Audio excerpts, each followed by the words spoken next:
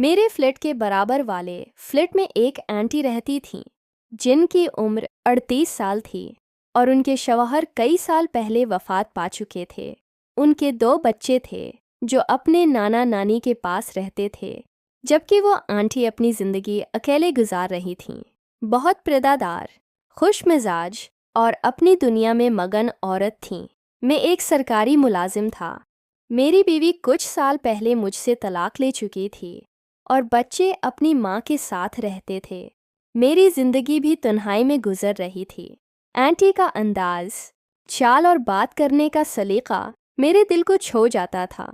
इनके लहजे में एक अजीब मिठास थी और निगाहों में एक थकी हुई चमक छिपी थी। कुछ अरसे के बाद हमारी सलाम दुआ बढ़ने लगी। वो अक्सर अपने फ्लैट के बाहर झाड़ू लगा रही होते तो मुझे सलाम करते। मैं जवाब देकर मुस्कुरा देता। एक दिन वो मेरे दरवाजे पर आए। हाथ में तेल की बोतल थी। कहने लगे, भाई माफ़ कीजिएगा, एक काम था। मेरी वो पुरानी सिलाई मशीन है, इसकी सुई जाम हो गई है। आप प्लीज़ मुझे इसका आयल बदल दें। मैं एक लम्हे के लिए हैरान हुआ। आंटी की आवाज़ में थोड़ी शर्म थी, मगर इसके पीछे एक मासूम एतमाद था। मैंने मुस्कुराते हुए कहा, आयल बदलवाना है? आंटी कहने लगे, जी, तेल डालने वाला काम। मतलब मेरी मशीन जाम हो चुकी है और मैं कोशिश कर रही थी, मगर मेरे हाथों से कुछ नहीं हो रहा। मैंने चाबी उठाई और उनके पीछे उनके फ्लैट में चला आया। अंदर बहुत महक थी। कमरा बहुत साफ सुथरा था। हर चीज़ सलीके से रखी थी। आंटी मशीन लाकर एक चादर पर रख चुकी थीं।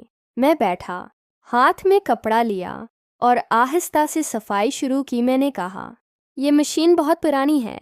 आंटी कहने लगीं, हाँ, ये मुझे शादी के वक्त मिली थी, लेकिन अब तो जैसे हर चीज़ की रवानी ख़त्म हो चुकी है। मैंने एक नज़र उनकी आंखों में देखा। एक लम्हे को खामोशी तारी हो चुकी थी। वो बात कहने के बाद फ़ौरन किचन में चली गईं। कहने लगे, चाय बनाकर देती हूँ, आप मेरी मशीन का आयल बदल दें। जब वो वापस आए तो मैंने सफाई मुकम्मल कर ली थी और तेल लगाकर मशीन को रुआं कर दिया था। मैंने कहा, अब चलाकर देखें। वो मेरी बात सुनकर मुस्कुरा पड़े। थोड़ा सा झुककर मशीन की सुई को हाथ लगाया। मशीन ने रवानी से चलना शुरू कर दिया। कहने लगे, वाह भाई, आपने तो जैसे जादू कर दिया हो। मैंने कहा, आंटी, ये सिर्फ आयल चेंज था। असल बात रवानी की होती है। जब वक्त पर चुकनाई मिले तो हर चीज़ दोबारा चल पड़ती है। आंटी ने एक लम्हे को मेरी तरफ देखा, जैसे मेरी बात समझ गई हूँ, मगर वो कुछ भी नहीं बोले। उनके होंठों पर एक ऐसी मुस्कुराहट थी जिसमें कई राज दफन थे। और शाम के बाद हमारी बातचीत में एक नर्म रवानी आ गई। अब वो कभी कभार दोपहर के वक्त मुझे चाय पर बुला लेते। मैं भी बगैर शर्म के वहाँ चला जाता। एक दिन आंटी कहने लगीं, भाई, आज मेरी तबीयत कुछ बोझल है।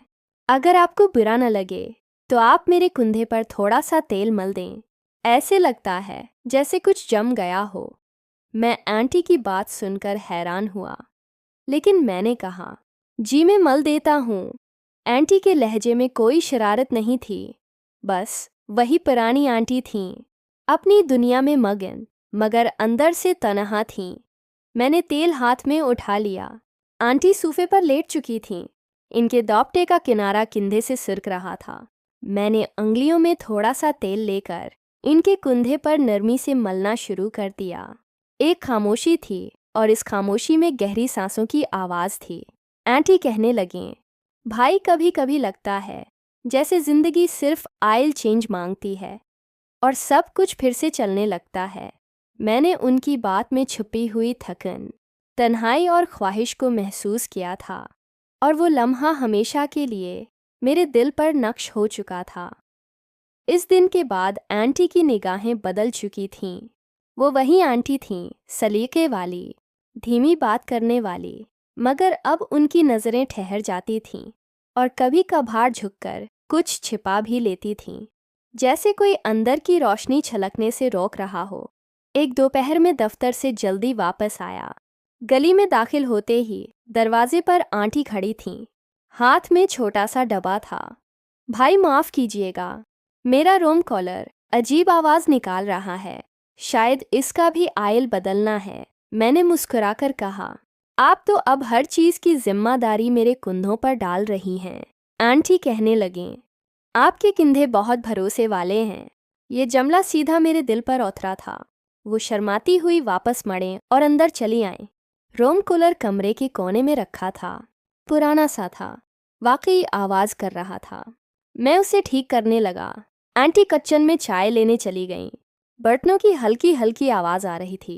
कूलर के शोर में एक अजीब सा मज़ा आ रहा था, जैसे सुकून इस शोर में छिपा हो। मैंने ध्यान से कूलर की सफाई की और नई चिकनाई लगाना शुरू कर दी। इतने में आंटी मेरे पास आए। इनके हाथ में चाय की ट्रे थी। कहने लगें, कितना वक्त लगेगा? मैंने कहा, बस थोड़ा सा वक्त लगेगा। जब तक अच्छी तरह तेल नहीं लग जाता, ये शोर बंद नहीं होगा। मेरी बात सुनकर आंटी कहने लगें, क्या दिलों पर भी आयल लगाया जा सकता है?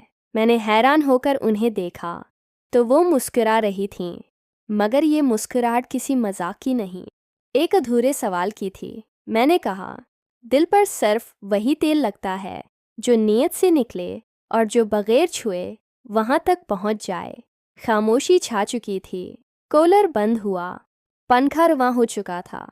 मैंने कहा, अब ये शोर नहीं करेगा। आंटी कहने लगीं, काश इंसान भी इतने आसान होते। खैर, हम दोनों ने चाय पीना शुरू की। आहिस्ता आहिस्ता मौसम गर्म हो रहा था। मैंने खिड़की से बाहर देखा। शाम का रंग गहरा हो रहा था।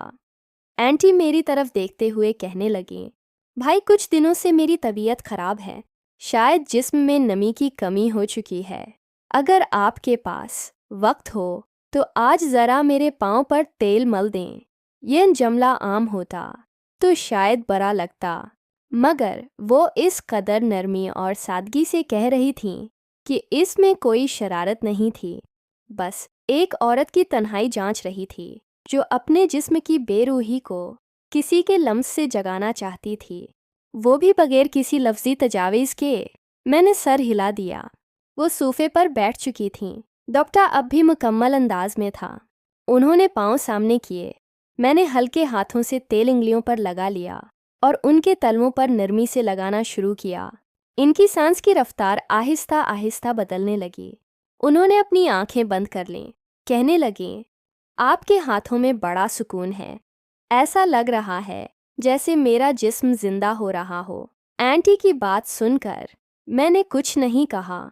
मैं सिर्फ उनकी मालिश करता रहा। आंटी कहने लगीं, कभी कभी लगता है दिल सिर्फ मशीनों के लिए नहीं होता, जिस्म भी चीख चीख कर कहता है, अब कुछ रवानी चाहिए।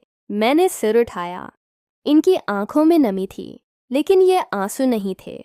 ये किसी दबे जज्बात की गवाही थी। मैंने सिर्फ इतना कहा, रवानी मिल जाए तो जिंदगी का पंखा भी बगैर शूर के चलता है।